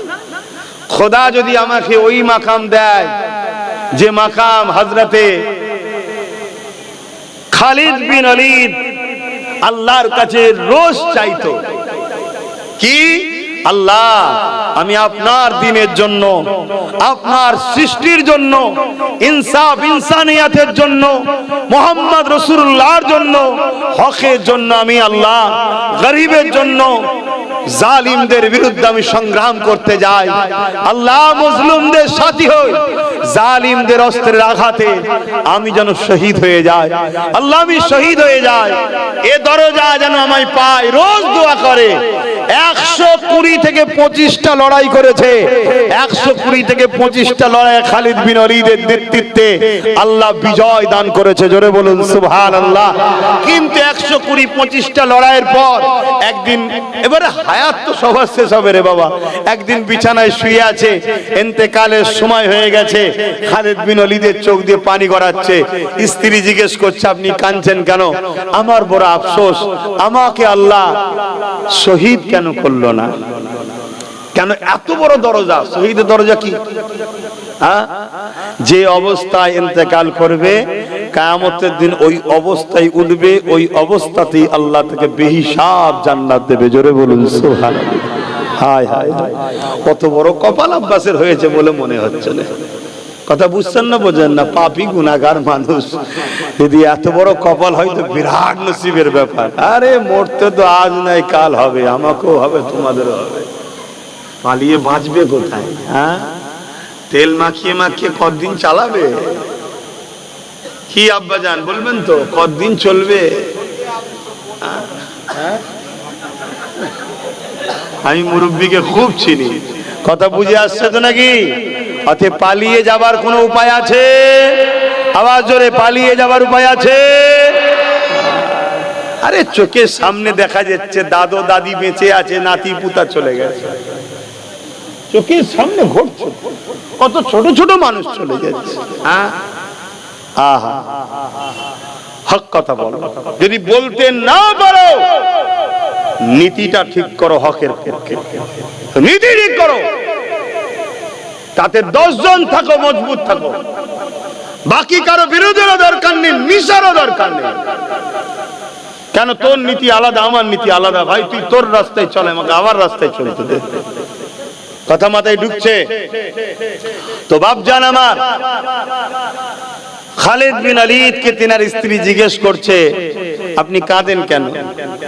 তখন বলছে, আমার বড় স্বপ্ন ছিল আমি আল্লাহর জন্য, আল্লাহর রাহে শহীদ হব, কিন্তু 120-25টা লড়াই করলাম, প্রত্যেকটা লড়াইয়ে আমি বিজয় হয়েছি। এমনকি রোমে 2 লক্ষ সৈন্য ছিল। কত? একটু বলুন। 2 লক্ষ। খালিদ বিন ওয়ালিদ হুজুর মাত্র 3000। 3000। আবার 3টে সিপাহসালার আগে ছিল, 3 জনই শহীদ হয়ে গেছে। 4র্থ নম্বরে খালিদ বিন ওয়ালিদের হাতে ইসলামের ঝান্ডা এলেই প্রথম। এর আগে তো উনি ইসলামে ছিলেন না। ইসলামে আসার পরে ইসলামের যুদ্ধের নেতৃত্ব ঝান্ডা সিপাহসালার হিসেবে এই প্রথম আসলো। রোমের বিরুদ্ধে 2 লক্ষ সৈন্যর মোকাবেলায় মাত্র 3000। আল্লাহ সেখান থেকে তিনাকে বিজয় দিয়েছে। জোরে বলুন সুবহানাল্লাহ। ভাবতে পারছেন? ভাবতে পারছেন? আর আজকে আমরা এত এত শুনছেন, এত আমরা শুধু বলছি কি হবে, কি করব, কি করে পারি। আবার যদিও বা 2-4টে ছেলে ভাবে চল, অমনি আবার কেউ এসে বলবে ওসব চলবে না, ইসলামে খেলাফত চলে। হ্যাঁ, ইসলামে খেলাফত চলে। কত বড় দালাল! হ্যাঁ, ইসলামিক রাষ্ট্র নাকি এটা খেলাফত চলবে? এটা ইসলামিক রাষ্ট্র? হ্যাঁ, এটা তো সর্বধর্ম সর্বধর্মের লোকের। এখানে যে সংবিধান অনুযায়ী যে সিস্টেম আছে তার মধ্যে দিয়েই আমাদেরকে করতে হবে, কিন্তু ইসলাম বিরোধী কোনো কাজকে অ্যাকসেপ্ট করা যাবে না। আমার সংবিধান ইসলাম বিরোধী কোনো কাজ করতে বলেছে নাকি যে অ্যাকসেপ্ট করতে হবে? না, মানুষকে স্বাধীন দিয়েছে। কথা বুঝে আসছে না? না, তাহলে সেই জায়গায় আবার কেউ যদি মন নেয় তাকে আবার দমিয়েও দেওয়া হচ্ছে। এই একটা পরিকল্পনা চলছে। যা হযরত খালিদ বিন ওয়ালিদ নিজের স্ত্রীকে বলতে লাগলো, আমার প্রাণের স্ত্রী, আমার শরীরের অঙ্গগুলোকে দেখো, কোন একটা জায়গা পাও কি যে জায়গাতে কাটার চিহ্ন নাই? এ নওজোয়ান তরুণেরা, হযরত খালিদ বিন ওয়ালিদ হুজুরের স্ত্রী শরীরকে চেক করতে লেগেছে। চেক করতে করতে বলছে, এমন কোন জায়গা পেলাম না, হয় নিজার আঘাত, না হয় তীরের আঘাত, না হয় বল্লমের আঘাত, না হয় তরোয়ালের আঘাত, পুরো শরীরটায় আঘাতে ভরা, কিন্তু তথাপি আমি শহীদ কেন হলাম না? আল্লাহ পাক আমাকে এই দরজা খানা দিল না। ওই সময় খালিদ বিন ওয়ালিদকে তিনার স্ত্রী বলেছিলেন, আপনি মনে দুঃখ নেবেন না, পৃথিবীর কার ক্ষমতা আছে আল্লাহ পাকের তরোয়ালকে ভেঙে দিতে পারে? আল্লাহ তো আপনার নাম দিয়েছে সাইফুল্লাহ, আল্লাহ তরোয়াল। এই জন্য আল্লাহ আপনাকে কারো কাছে শহীদ হতে দেননি। এ যুবকেরা, তরুণীরা, বাপেরা, শহীদের কতটা মর্যাদা, শহীদের কতটা দরজা, শহীদের কতটা ইজ্জত সম্মান। আর দুনিয়া জমিনে আমরা দুনিয়া লোভ লালসাতে নিজেদের জান দিয়ে দিচ্ছি। সামান্য বিজনেসের জন্য এক হাত ছাড়া ছাড়া বাদ পড়লো, টাকা লোভে আমরা বেরিয়ে চলে যাচ্ছি। সামান্য জমি জায়গার জন্য ভাই ভাই ঝগড়া করে ফেলতেছে, সামান্য দুনিয়ার স্বার্থে মারপিট করে মরে যাচ্ছে। অথচ এই জমিনকে অন্যায় মুক্ত করার জন্য, এই জমিনকে দুর্নীতি মুক্ত করার জন্য, এই জমিনকে অত্যাচারের হাত থেকে বাঁচাবার জন্য, এই জমিনকে সন্ত্রাসের হাত থেকে বাঁচাবার জন্য, আল্লাহর শ্রেষ্ঠ সৃষ্টি মানুষ জাতিকে জালিমদের হাত থেকে বাঁচাবার জন্য ন্যায় সত্য ইনসাফের রাস্তা রাসূল যে দেখিয়েছে, ওই রাস্তায় যদি আমরা সংগ্রামের জন্য এগিয়ে যাই, এই অবস্থায় যদি আমাদের মরণটা হয়ে যায়, অবশ্যই আল্লাহ শহীদের দরজা দেবে। ওই দরজাটা কত বড় সম্মান হবে! কিয়ামতের দিনে আল্লাহ জান্নাতীদিগকে বলবে, হে আমার জান্নাতীরা, তোমরা দুনিয়া জমিন থেকে এসেছো আমার জান্নাতে, আমার জান্নাত তোমাদের কি পছন্দ হয়েছে বলো? না দুনিয়া জমিনটা ভালো ছিল, না দুনিয়াতে তোমরা যেতে চাও? ওই সময় জান্নাতীরা বলবে, ও রাব্বি আল্লাহ, না আমরা জান্নাত ছেড়ে যেতে চাই না। কেন? জান্নাতের কোনো তুলনা হয় না, এত সুন্দর জায়গা। আল্লাহ, আপনার জান্নাত থেকে আমরা যেতে চাই না। কিন্তু একদল মানুষ দাঁড়িয়ে যাবে, ও রাব্বি আল্লাহ, আমরা আপনার দুনিয়া জমিনে যেতে চাই। আল্লাহ পাক বলবে, বান্দারে, দুনিয়ায় কি এমন মজা পেয়েছো, আমার জান্নাত ওটা পেলে না? ওই সময় বললেন, আল্লাহ পাক, অবশ্যই আপনার জান্নাত বড় সুন্দর, তবে দুনিয়াতে একটা মজা পেয়েছি, ওই মজাটা আপনার জান্নাতে পাচ্ছি না। কি মজা বান্দারে? ওই সময় বান্দা বলতে লাগবে, ও রাব্বি আল্লাহ, দুনিয়া জমিনে আপনাকে খুশি করার জন্য, আপনার হাবিবের দেখানো রাস্তা সুন্নাত তরিকায় চলার জন্য দুনিয়ার মানুষ আমাদের জুলুম করেছে, আমাদের উপরে অত্যাচার করেছে। আমরা ন্যায়ের পক্ষে শক্ত হয়ে দাঁড়িয়েছিলাম, হকের পক্ষে দাঁড়িয়েছিলাম, আপনার দ্বীনের পক্ষে ছিলাম, ইনসাফ ইনসানিয়াত ন্যায় মানবতা সত্যের পক্ষে ছিলাম। এই হকের পক্ষে দাঁড়ানোর জন্য দুনিয়ার জালিমরা আমাদেরকে হত্যা করে দিয়েছিল, যখন আমাদেরকে তারা কতল করে দিচ্ছিল, শহীদ করে দিচ্ছিল, আপনার রাস্তায় শহীদ হওয়ার সময়টা যে মজা পেয়েছিলাম, যে আল্লাহ আমাদেরকে বানিয়েছে, আল্লাহর জন্যই মরণ হচ্ছে, এই মরণের মজাটা আপনার জান্নাতও না। আরো জোরে বলুন সুবহান।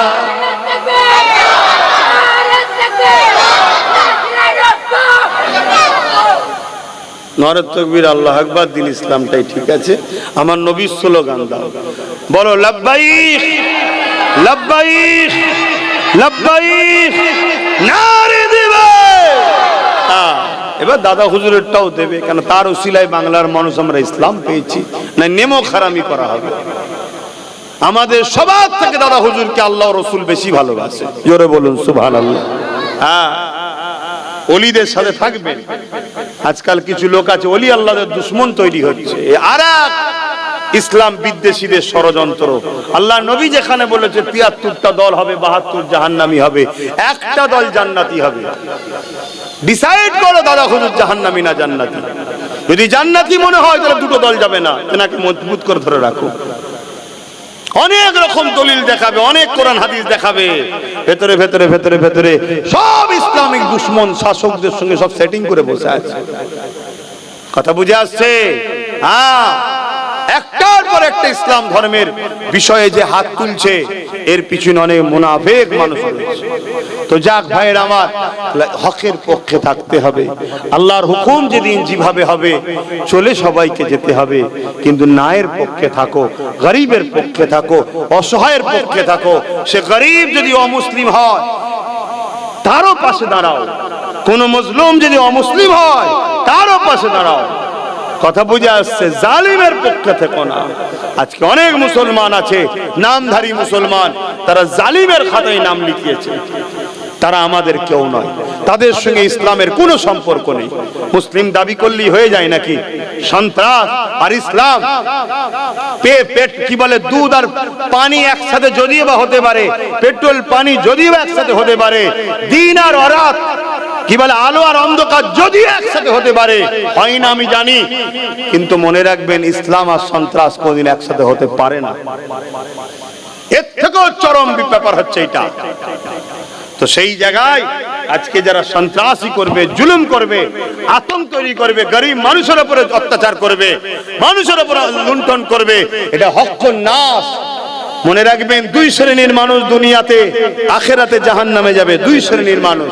এক শ্রেণীর মানুষ যা আযাব পাপ করার জন্য শাস্তি খাটবে, এক শ্রেণীর মানুষ অন্যায় পাপ করার জন্য শাস্তি খাটবে, আর এক শ্রেণীর মানুষ পাপকে না রুকার জন্য শাস্তি খাটবে, অন্যায়ের বিরোধী না করার জন্য জাহান্নামে যাবে। শুনছেন তো নাকি? আব্বাস সিদ্দিক এমনি চিল্লাচ্ছে না, বাঁচার জন্য চিল্লাচ্ছি। দুনিয়ায় কত বছর কেটে গেল, আর কটা বছর আছে আল্লাহ ভালো জানে। আখেরাতে কি করে বাঁচবো যদি হক কথা না বলি, অন্যায়ের বিরুদ্ধে যদি না বলি? এজন্য চিল্লাচ্ছি। বাপ, ভাই আমার, মা আমার, বোন আমার, সংগঠিত হন, ঐক্যবদ্ধ হন, সমাজকে অন্যায় মুক্ত করার জন্য। এবং পাশাপাশি, আরে বাচ্চারা কাঁদছে রে, আহারে চোখ দিয়ে পানি বেরিয়ে জালি যা। হ্যাঁ, কি বলছো? যা করে যা। কি কথা? ছোট ছেলে কষ্ট হবে না? যাও, ঠিক আছে, করে নিচ্ছি, যাও। তো যাক ভাইয়ের আমার, পেলাম কাছে কিছু কথা বলে নিলাম। আপনারা মনে কেউ কষ্ট নিচ্ছেন যদি নেন, আমার কিছু করার নেই ভাই, কিচ্ছু করার নেই। মানতে যদি পারেন আলহামদুলিল্লাহ, আসুন একসাথে চলি। আর না মানতে পারেন,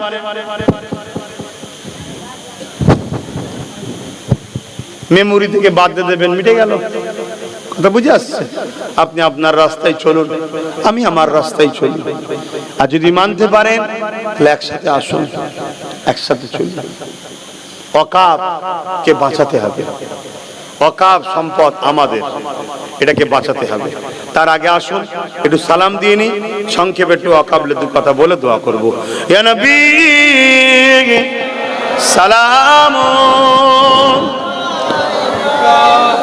এটা খোলো।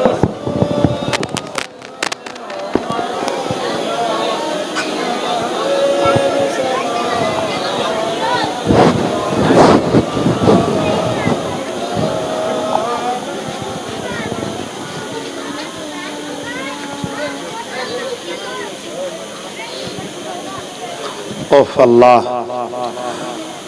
এই মোবাইল তালাল বদর আলাইনা মিন শানিয়াতিল ওয়াদাই ওয়াজাবা শুকরু আলাইনা মাদাগা লিল্লাহ আহিদাই ইয়া নবী সালামুন ইয়া রাসূল সালামুন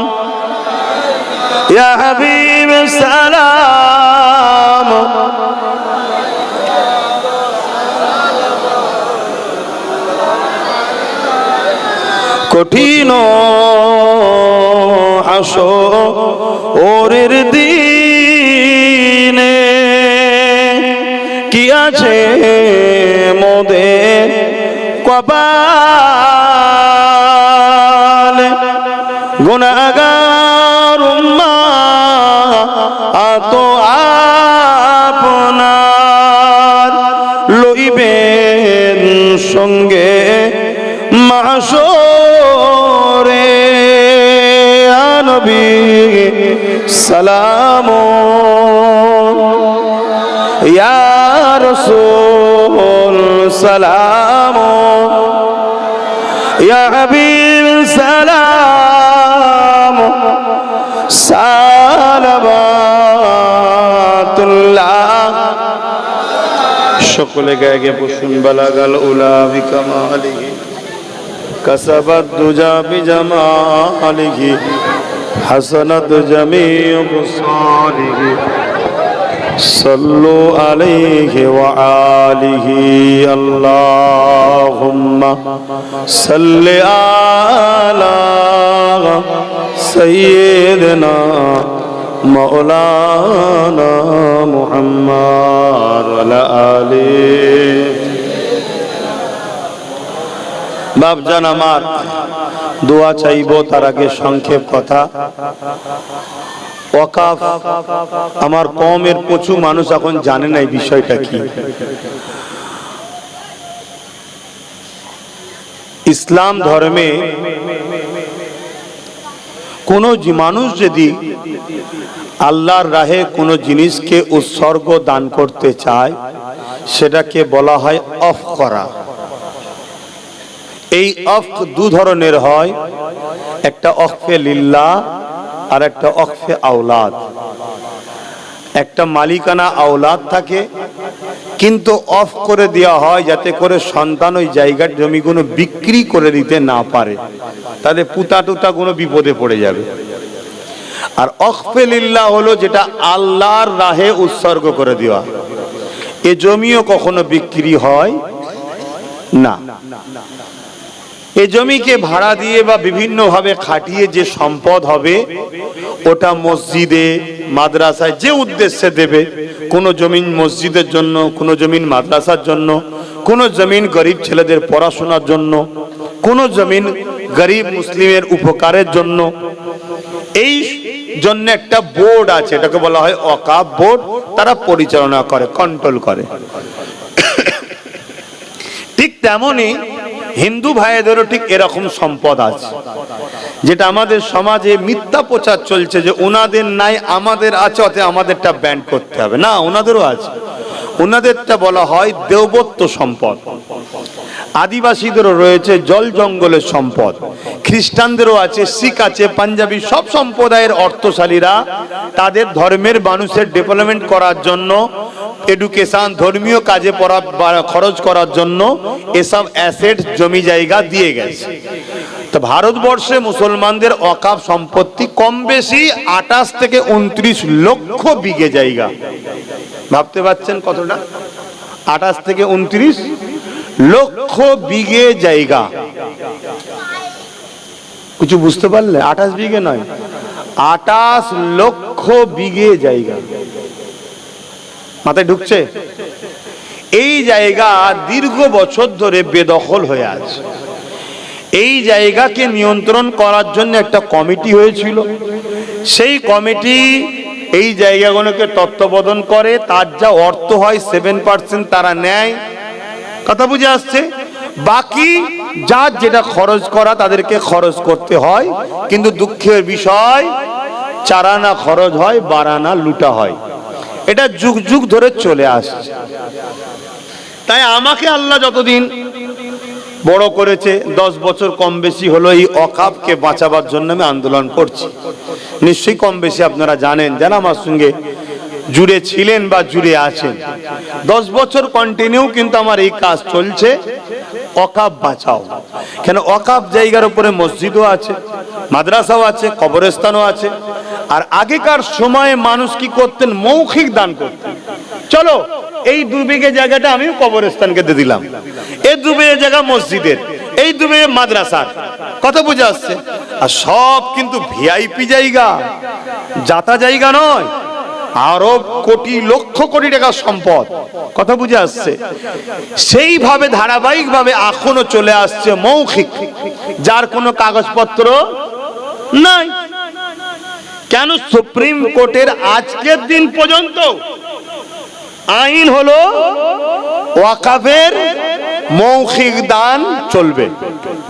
আজকেও সুপ্রিম কোর্ট মানে মৌখিক দান চলবে। তাই আমরা মৌখিক হিসাবেই রয়েছে।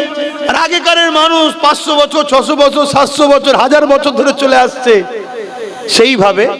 কিন্তু যখনই যে গভর্নমেন্ট আসে, তারা কিন্তু সব ওই জায়গা উদ্ধারের নামে তাদেরই নেতা ক্যাতারা সব দখল করে কিন্তু দখল করে আসে।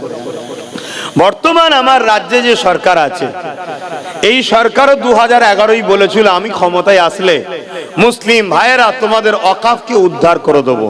আমি কি মিথ্যা বলছি? একটু হ্যাঁ কি না বলবেন। কিন্তু আজকে এত বছর হয়ে গেল, 13-14 বছর হয়ে গেল, ওয়াকাফ উদ্ধার তো দূরের কথা, 75,000 বিঘে জমি কম বেশি পশ্চিম বাংলায়, 75,000 বিঘে, কত? 75,000 বিঘে জমি এখনো বেদখল। রাজ্য সরকারের নেতা মন্ত্রী এমএলএরা সব ওয়াকাফ চুরি করে খাচ্ছে, ওয়াকাফ দখল করে ঝেড়ে খাচ্ছে। শুনছেন তো নাকি? শুনছেন না? কষ্ট হচ্ছে? ভুল বলছি? উত্তর 24 পরগনা বীর আব্বাস আলী গোরাচাঁদ হুজুরের 900 বিঘে জায়গা, মাত্র 92 শতক, 3 বিঘেও নাই। বাকি সবটা রাজ্য সরকারের নেতা মন্ত্রী সাহেব মাসাহেব সব ঝেড়ে খাচ্ছে। এটা ঠিক করছে না অন্যায় করছে? এর বিরুদ্ধে আন্দোলনের দরকার আছে না? না, আমি আন্দোলন করছি, অনেক দিন ধরে করছি। এভাবে সব রাজ্যে মোটামুটি ঝেড়ে ঝুড়ে খাওয়া হচ্ছে। কেন্দ্রে যে জালিম সরকার বসেছে, ও তো পুরো দেশকে খেতে নেবেছে, তাই তো নাকি? তো দেখছি তারই মুসলমানদের ভালো ভালো জায়গা আছে, বিভিন্ন সরকার খাচ্ছে, মুসলমানরা তো কিছু বলেনি। ওজন ওদের মোল্লা মলি সাহেবরা সরকারের সঙ্গে ফটোও তুলছে। তাহলে এক কাজ কর, আইন তৈরি কর, একটা আইন তৈরি করে এই জমি জায়গাগুলো সব দখল করে আমাদের বন্ধু আদানি আম্বানিদের ঘরে দে, মোটা টাকা পাওয়া যাবে। শুনছেন তো নাকি? তাই 2025-এ একটা আইন তৈরি করেছে, শুনছেন তো নাকি? যে আইনটা সংবিধান বিরোধী। তাহলে সংবিধানের বিরুদ্ধে যখন গেছে, এই আইনের বিরুদ্ধে লড়াই করা প্রত্যেকটা দেশবাসীর দায়িত্ব। পাশাপাশি ওয়াকাফ আমাদের ধর্মীয় সম্পদ, আমাদেরও দায়িত্ব ওয়াকাফকে বাঁচাবার জন্য। ঠিক না বেঠিক গো? সার অংশটা বুঝে এসেছে? তাহলে কেন্দ্র সরকার অন্যায় করছে না, করে না? আর বাকি যারা আগে ঝেড়ে খাচ্ছিল, যাক সবকিছু ভুলে যাও, এখন আন্দোলন করতে হবে, তাই তো নাকি? তো এই আন্দোলনটা হওয়া উচিত কেমন? ওয়াকাফ কালা কানুন মানছি না, মানবো না, ঠিক পাশাপাশি এটাও তো দরকার, ওয়াকাফ সম্পদ আমাদের সম্পদ, আমাদেরকে সম্পূর্ণ সম্পদ ফিরিয়ে দেওয়া হোক। এই আন্দোলনেরও দরকার আছে না? নাই? কিন্তু সে আন্দোলন হচ্ছে কই? তাহলে আন্দোলন দুই ধরনের হচ্ছে। একদল আন্দোলন করছে আল্লাহ ও রসুলের জন্য, আর একদল আন্দোলন করছে রাজ্য সরকারের দালালি করে বিজেপির বিরোধী করার জন্য। শুনছেন তো নাকি? আর একদল আন্দোলন করছে আল্লাহ ও রসুলের জন্য, যার কাছে কেন্দ্র সরকারও বিরোধী, রাজ্য সরকারও যে ওয়াকাফ দখল করে রেখেছে তারা আমলা চামলারা, এরও বিরুদ্ধে আন্দোলন করছে। তাহলে আমাদের উচিত হবে যারা আল্লাহ ও রসুলের পক্ষে কথা বলছে তাদেরকে সাপোর্ট করা। আমি সাপোর্ট করি, সে যেখান থেকে আন্দোলন করুক আমি সেই আন্দোলনকে সাপোর্ট করছি। কিন্তু যারা শুধু কেন্দ্রের বিরোধী করে রাজ্য সরকারের সঙ্গে ভাগাভাগি করে খাওয়ার চিন্তা করছে, সেই আন্দোলনকে আমি সাপোর্ট করি না। এতে আপনাদের কোনো আপত্তি আছে? এটা আমার রুচির ব্যাপার, আপনার ভালো লাগলে লিন, না ভালো লাগে না লিন। খুব ভালো করে শোনুন, ওয়াকাফের মধ্যে কি আইন করেছে। এর মধ্যে অনেক আইন আছে, তার মধ্যে মারাত্মক মারাত্মক আইন যেমন একটা মুসলমান হয়তো অফ করবে জায়গা, তাকে 5 বছর ইসলামের মধ্যে ছিল এবং ইসলাম মেনেছে, নামাজ রোজা দাড়ি টুপি হজ যাকাত পালন করেছে, প্রমাণ করতে হবে। এই প্রমাণটা নেবে কে, পরীক্ষাটা নেবে কে? কোন মুসলমানদের মুফতি মাওলানা নয়, জেলা শাসক কালেক্টর। কপাল ফাটা আমাদের, শুনছেন তো নাকি? দেখা যাবে আমার জেলা শাসক কালেক্টর সেই ইসলাম সম্বন্ধে কিছু বোঝেইনি, তার কাছে যে বলতে হবে জাহাপানা আমি এখন জমি অক করব, আমার ছেলে পুলে তো বিক্রি না করে ফেলে এবং আল্লাহর রাস্তায় দেবো, সে এখন বলবে তোমাকে তো মুসলমান মুসলমান লাগছে না, তা কচুকুড়া গেল। শুনছেন তো নাকি? কেন সে নিজেই তো কিছু বোঝে না। আমার কথা বুঝলেন? তাহলে এর বিরোধী দরকার আছে না? না, 100% বিরোধী করতে হবে। এটা ইমানি দায়িত্ব। যে মুসলমান এই কালা কানুনের বিরোধী করবে না, তার ইমান থাকবে কি সন্দেহ আছে? কত শুনছেন না শোনেন না? কিন্তু এর বিরোধীটা করবেন কিভাবে, একটা প্রশ্ন। দ্বিতীয় নম্বরে কালা কানুনের মধ্যে আরেকটা রিপোর্ট আপনাদেরকে শোনাই, শুনলে বেশ আপনারা ভালো লাগবে, একটু বলি নাকি। এর মধ্যে একটা নিয়ম করতে চাইছে কেন্দ্র সরকার, সেটা হলো এটাই, এই ওয়াকাফ কালা কানুনের ওয়াকাফ বোর্ডের মধ্যে অমুসলিমকে ঢুকাবো। কাকে ঢুকাবে? অমুসলিমদেরকে। এখন এই কথাটা শোনার পরে অনেকে মনে হতে পারে সর্বধর্মের দেশ যখন অমুসলিম কমিটিতে থাকবে তো কি হয়েছে, আমারও বক্তব্য থাকবে তো কি হয়েছে, সুপ্রিম কোর্টেরও বক্তব্য থাকবে তো কি হয়েছে, কিন্তু দেওবত্ত সম্পত্তিতে মুসলমানকে ঢুকতে দেবে তো? শিখ পাঞ্জাবিদের সম্পত্তিতে মুসলমানকে ঢুকতে দেবে তো? অন্য জায়গাতে আরো যারা ঢুকতে দেবে তো? বলছেন না। তাহলে এটা কেমন হলো দ্বিচারিতা? কিন্তু এখানে ভাবা দরকার, ধর্মীয় বিষয় যখন, তাহলে ধর্ম যখন যার, তাহলে কমিটিটা তারা থাকলেই তো ভালো হয়। কেন ধর্ম তার সে ভালো বুঝবে। আমি যদি হিন্দুদের মন্দিরের কমিটিতে ঢুকে যাই, আমি কি বুঝি তার? কেউ যদি আমার মসজিদে ঢুকে যায়, সে কি বোঝে? কমিটি বলবে ভরা দুপুরে আজান দিচ্ছিস কেন রে? আমি তো কমিটির একজন, আজান বন্ধ কর, আজানটা পরে দিবি। সে তো বোঝেই না বেটা যে এই সময়টা আজান দিতে হয়। তাহলে ঝগড়া হবে না? হবে না? আর ঠিক তেমনই অমুসলিমদের যে কমিটি আছে তার মধ্যে যদি মুসলমানকে ঢুকিয়ে দেওয়া হয়, সে যদি এখন তার ধর্মীয় কিছু কালচার করে, সে বলছে এটা আবার কি হচ্ছে, এই তো মেন ভালো লাগছে না আমাকে, আমি কমিটির মধ্যে যেটা বন্ধ কর। তাহলে ক্যাচাল হবে না? হবে না? তাহলে হিন্দু ভাইরা সংবিধান বলছে তারা তাদের ধর্মীয় ট্রাস্টে আছে, মুসলমানরা মুসলমানদের আছে। যেমন পুরীতে, কেদারনাথে ওদের সব বড় বড় ট্রাস্ট আছে, কমিটি আছে। ওই কমিটিতে লেখা আছে হিন্দু ছাড়া অন্য ধর্মের লোক অহিন্দু ঢুকতে পারবে না। ঠিক তেমনি ওয়াকফ বোর্ডেও লেখা আছে অমুসলিম ঢুকতে পারবে না। এটা দীর্ঘদিন ধরে দেশে চলে আসছে। কেন্দ্র সরকার বলছে না, এটা অমুসলিম ঢুকাতে হবে। শুনছেন? এতে মূলত অমুসলিম ঢুকাতে চাইছে কেন? এটা মধ্যে ঢুকতে হবে। এতে মূলত ঢুকাতে চাইছে কেন্দ্র সরকার তার পক্ষের লোককে ঢুকাতে চাইছে। শুনছেন তো? তার পক্ষের লোককে ঢুকাতে চাইছে, যাতে করে আস্তে আস্তে আস্তে আস্তে ভোটাভুটিতে তাদের সংখ্যা বেড়ে যাবে, তারা যা খুশি তাই করে নেবে। মূলত লক্ষ্য এটা। তাহলে অমুসলিম ঢুকুক, এতে আপনারা কেউ চান? জোরে বলুন, চান? যেমন হিন্দু ভাইয়েরা তাদের দেওবত্ত সম্পত্তি হিন্দু ঢোকে, এটা তারাও চায় না। তাদের জায়গায় তারা ঠিক, আমাদের জায়গায় আমরা ঠিক। কিন্তু চুপি চুপি 2024-এ রাজ্য সরকার ওয়াকফ বোর্ডে 2জন অমুসলিমকে ঢুকিয়ে দিয়েছে। খবর জানো কি গো? বলবে তো এই খবর জানো কি? না, জানো না। কেন জানবে? তোমাদের সঙ্গে ইফতার করে তো, তোমাদের সঙ্গে ঘুমটা দিয়ে মসজিদে ঢোকে, লা ইলাহা ইল্লাল্লাহ মুহাম্মদ রাসূলুল্লাহ বলে। জানবে কি করে? অলরেডি মাদ্রাসা বোর্ড থেকে কোরআনকে তুলে দিয়েছে, জানো? তা জানবে কেন? ভাতা দেয় তো মোল্লা মলি সাহেবদের। যারা বলবে তারাই তো খেয়ে বসে আছে, তা বলবেটা কে? তাহলে কেন্দ্র সরকার আমার ওয়াকফের দুশমন, রাজ্য সরকার বন্ধু তো নাকি? রাজ্য সরকার বন্ধু তো? বলতে পারছেন না? একটু হ্যাঁ কি না বলুন, বন্ধু তো নাকি? তাহলে আল্লাহর ঘরের দুশ্মনী যারা করছে তারা যদি তোমার আমার মাথায় বসে নেতা হয়ে থাকে আর তাদেরকেই যদি আমরা সাপোর্ট করি, খোদা আমাদেরকে মিটাবে না? মিটাবে না। অতএব চাও তো পরিবর্তন হও। ছিল না এর তার পিছনে ছুটে চলার কথা। নবী বংশের আওলাদ, কুরাইশ বংশের ছেলে নেবেছে, তার সাথ দাও।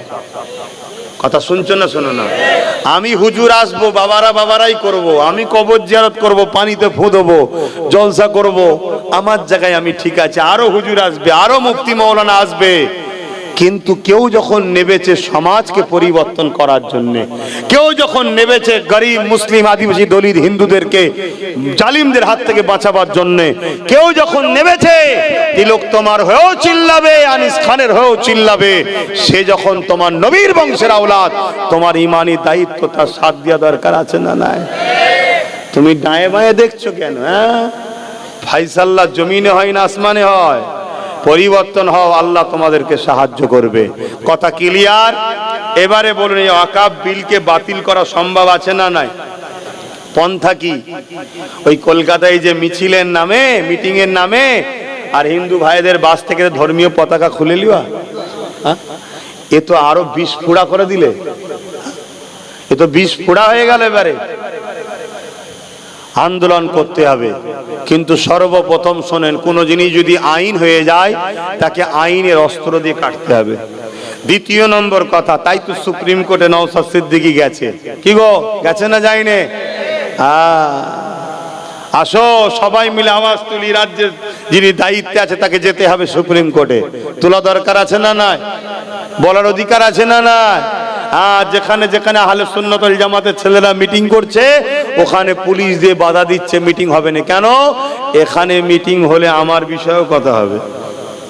মিটিং তাদেরকে করতে দেবো যারা আমার গুণ গাইবে, তারা মিটিং করবে, বাকিরা মিটিং করবে না। তা আমি ওদেরকে বলেছি একটা ডেট দেবো, কেন এখন ব্যস্ত কষ্টের মধ্যে আছি, তারপরেও বলেছি ডেট দেবো একটা।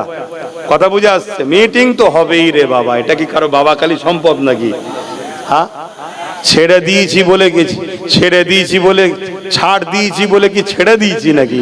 না না, একটু ছাড় দিয়েছি, ছেড়ে দিইনি। ইনশাল্লাহ বিজয় হবেই, বলুন ইনশাল্লাহ। হ্যাঁ, তবে চিটে গুণকে আল্লাহ আগে উড়িয়ে দেবে, তারপরে চিটে নেবেন আল্লাহ। তো যাই হোক, এর তাহলে প্রথম নম্বর কি? আইন যখন হয়ে গেছে, আইনের অস্ত্র দিয়ে কাটতে হবে। তাহলে সুপ্রিম কোর্ট সবচেয়ে বড় আইনের জায়গা, সেখানে যেতে হবে। দ্বিতীয় নম্বর কি? যে ক্ষমতায় তারা আইন তৈরি করেছে, ওই ক্ষমতাটা কি ভাই? একটু বলবেন না? রাজ ক্ষমতা, সংখ্যা গরিষ্ঠতা দেখিয়ে, গায়ের জোর দেখিয়ে সংবিধান বিরোধী বিল করেছে। আমাদের ঘরেও যত সেকুলার দল বলে, তারা যদি সত্যি সেকুলার হয়, চলো মিটিং করো যে এক হব, কিন্তু কোনোদিন যদি কামিয়াবি হয় এই বিলকে তোমরা বাতিল করতে হবে, চলো কোর্ট পেপারে লিখে সই হবে, স্টাম্প হবে। শুনছেন না শোনেননি? সেকুলার দলগুলোকে লাও, নিয়ে করো, এবার তো বুঝে যাবে কে সেকুলার আর কে সেকুলার সেজেছে। কি গো, ভুল বলছি নাকি? হ্যাঁ, এক জায়গায় করো, করে তোমাদেরকে আমাদেরকেও রাজনীতি করতে হবে, ওগুলো আমাদের ঘরে আগিয়ে আসতে হবে। একদিন আমাদের ক্ষমতা অবশ্যই আসবে ইনশাআল্লাহ। সেদিন এরা যেমন সংখ্যাগরিষ্ঠতা দেখিয়ে বিল করেছে, আমরা সংখ্যাগরিষ্ঠতা দেখিয়ে আমাদের সম্পদ আমরা ফিরিয়ে নেব, বলো ইনশাআল্লাহ। 3 নম্বর প্রসেসিং আমার আইডিয়ায় কি? আন্দোলন বাড়াতে হবে। আন্দোলন, প্রচুর আন্দোলন করতে হবে, কিন্তু এই আন্দোলনটা কেন্দ্রের কালা কানুনের বিরুদ্ধে হবে। শুনছেন তো নাকি? ওই আন্দোলনটা মোটেই হিন্দুদের বিরুদ্ধে নয়, আদিবাসীর বিরুদ্ধে নয়, কোন নাগরিকের বিরুদ্ধে নয়। আন্দোলন জালিম ফ্যাসিস্ট অত্যাচারী সরকার যে কালা কানুন সংবিধান বিরোধী করেছে, তার বিরুদ্ধে আন্দোলন হবে। আন্দোলন এত বাড়াতে হবে, আন্দোলন যেখানে একবার রুখবে 100টা করতে হবে, প্রতিজ্ঞাবদ্ধ, যত রুখবি তত করব। আর এই আন্দোলন কৃষক বন্ধুদের মতো টেনে নিয়ে যেতে হবে অনেক দিন ধরে, একদিনে হবে না। শুনছেন তো নাকি? আন্দোলন করেই যেতে হবে। আর কৃষক বন্ধুদের মতো আন্দোলন করতে গেলে কৃষক বন্ধুদের পিছনে ছিল পাঞ্জাব সরকারের হাত, তাই পাঞ্জাব সরকার যেমন তাদেরকে সাথ দিয়েছিল, রুটি রুজি খাওয়া দাওয়া তেল গাড়ি ভাড়া সব দিয়েছিল, জানেন তো নাকি? ঠিক তেমনি আমরা পশ্চিম ভারতবর্ষের প্রত্যেকটা অবিজেপি রাজ্য যেগুলো আছে সেই সব রাজ্যের সরকারকে, সেই সব রাজ্যের নাগরিকদের বলতে হবে যে আমাদেরকে সহযোগিতা করতে হবে, আমরা আন্দোলন করব, আমার রাজ্যেরও উচিত আমাদেরকে সহযোগিতা করা, ঠিক না বেঠিক? কিন্তু সহযোগিতার নামে কি দেখছি, ভাঙরে 1000 ছেলেকে কেস দিয়ে দিল। কেন কেন? এরা তো অখাব আন্দোলন করতে যাচ্ছে, কেস দিচ্ছেন কেন? বলছেন না এরা তো আমার নয়, শুনছেন তো নাকি? অতএব মাথায় ঢুকান, বাঁচতে যদি চান এই জায়গা থেকে উঠে দাঁড়াতে হবে, না হয় আমাদের এই বাচ্চাদের লাইফ শেষ। আসেন, আর কথা নয়, দোয়া চাইবো, দিল থেকে দুটো কথা জিজ্ঞেস করব, কথাতে ভাষাতে ব্যবহারে আখলাকে কেউ কষ্ট পেলেন? ঠিক বলছেন এবং সাক্ষী দিচ্ছেন, আমি ভুল কিছু বলিনি তো? একটু আল্লাহকে সাক্ষী দেন যে ঠিক বলেছি না ভুল বলেছি? ঠিক বলেছি, আলহামদুলিল্লাহ। তাহলে সাথ দিতে হবে তো নাকি? আগামী দিন ন্যায় সত্য ইনসাফ ইনসানিয়তের জন্য কলিকাতার রাজপথে বিশাল বড় জনসমাবেশের ডাক দেবো আমি। দেরি আছে, এখন নয়, দেরি আছে। কেন, আমি পুরো বাংলা জুড়ে এখন প্রচার করছি, তারপরে বাংলা জুড়ে প্রচার করছি, তারপরে প্রয়োজন হয় ব্রিকেডে একাই করব। আপনারা খবর পেলে যাবেন? হাত তুলে আল্লাহকে সাক্ষী রেখে বলেন যাবেন? তেল খরচ দিতে পারবো না, খানা দিতে পারবো না, গাড়ি ভাড়া দিতে পারবো না, নিজের গাঁটের পয়সায় যাবেন। আলহামদুলিল্লাহ, আল্লাহ কবুল করেন, বলুন আল্লাহুম্মা আমিন। তবে বাচ্চা ও মা বোন গুলোকে এবং মুরব্বী বাপ গুলোকে বাদ, আপনারা ঘর সামলাবেন, শুনছেন তো নাকি? মুরব্বীরা আর মা বোনের আর বাচ্চারা ঘর সামলাবে। দাদু তো যাবে, ও মুরব্বী হয়নি এখনো, গ্যাসে চুল পেকে গেছে, বয়স বেশি হয়নি। কি আব্বা? আলহামদুলিল্লাহ। তো যাক, আর কথা নয়, আসেন দোয়া হবে। কি আছে? এই মাহফিল প্রতি বছর হয়।